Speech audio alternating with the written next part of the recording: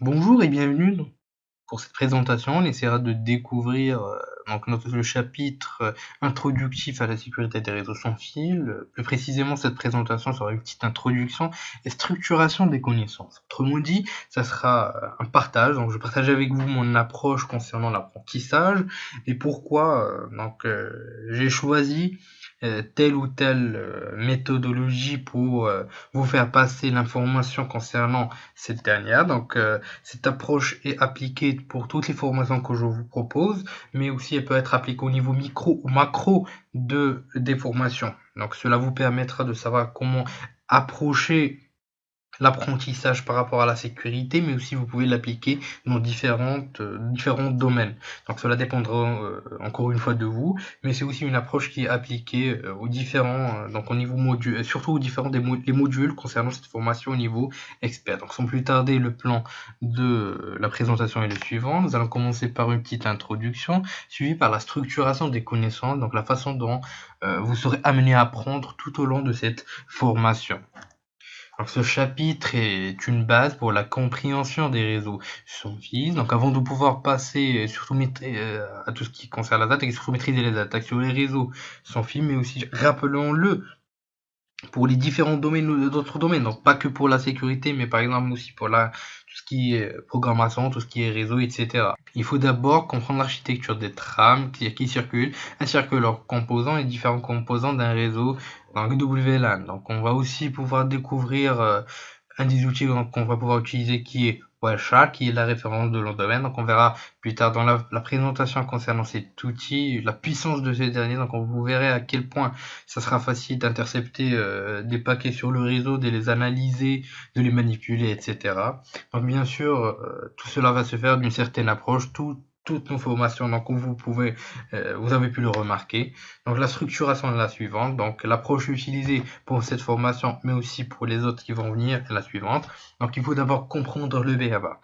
Donc, par exemple, dans notre formation maintenant qui est les réseaux sans fil, il faut d'abord comprendre qu'est-ce qu'une trame, comment elle circule dans le réseau, quels sont ses composants, quels sont les champs au sein de ces trames qui nous sont importants. Comme ça, on pourra comprendre comment on va pouvoir structurer nos attaques, structurer nos analyses. Donc, et ensuite, la phase d'analyse qui va nous permettre, à chaque fois qu'on aura pu, par exemple, intercepter un paquet ou autre, de pouvoir l'analyser d'une façon qui est efficiente. Donc, on va pas perdre trop de temps, mais aussi l'information aura une valeur. Donc, l'information, rappelons-le, c'est le nerf de la guerre. L'information, c'est ce qui nous intéresse tous. Donc, il faut bien sûr comprendre les éléments, la structure d'une trame, par exemple. Donc, dans notre cas, la structure d'un paquet qui circule dans le réseau pour pouvoir l'analyser d'une façon la plus efficiente possible.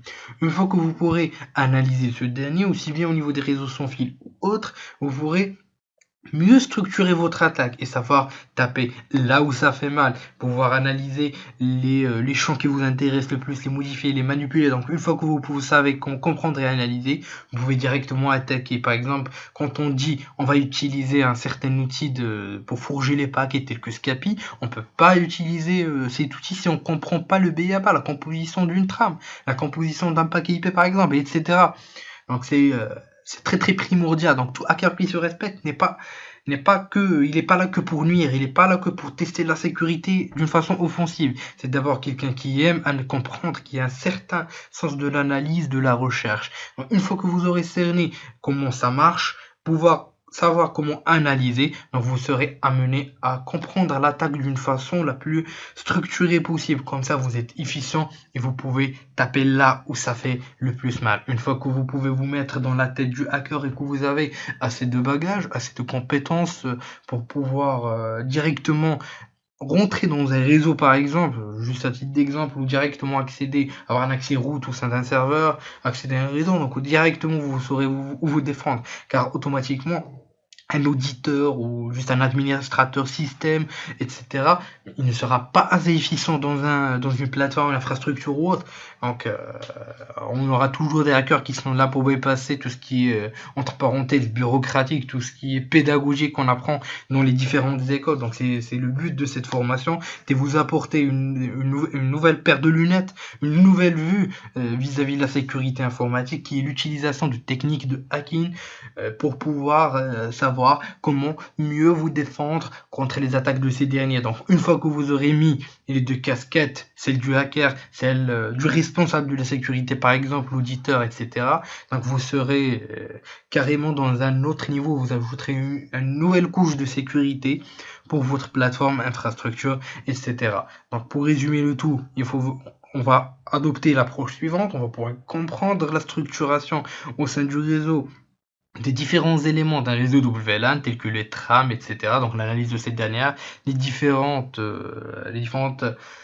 parties de cette dernière, on va pouvoir ensuite les analyser en utilisant un outil par exemple tel que Wireshark. Une fois fait, nous allons passer à tout ce qui concerne les attaques aussi bien au niveau des infrastructures, au niveau client-side, au niveau des chiffrements, etc. Donc encore une fois, c'est une structuration. Donc, comme vous voyez, au sein de la compréhension, il y a une structuration. Donc on rentre dans un autre cycle. Au sein de l'analyse, on a une certaine restructuration encore une fois. On va utiliser tel outil, on va utiliser telles étapes, on va commencer par ceci, par cela. Donc tout est question de structuration. Donc c'est l'organisation qui va vous permettre d'être le plus efficient possible. Donc aussi bien au niveau de l'attaque, donc voilà, on va attaquer, mais on va attaquer quoi? On va quand même découper les types d'attaques. Donc on a des attaques au niveau infrastructure, au niveau client-side, au niveau chiffrement. Donc encore une fois, c'est juste une question d'organisation. Encore une fois, pour la défense, on va faire quoi? On va défendre orienté technique, on est orienté managériel, politique de sécurité, etc. Donc c'est le même cercle. Donc c'est encore une fois une question de structuration et d'organisation. Donc c'est ce que nous allons essayer de vous présenter tout au long de cette formation, mais aussi pour les prochaines formations, chaque module et son domaine.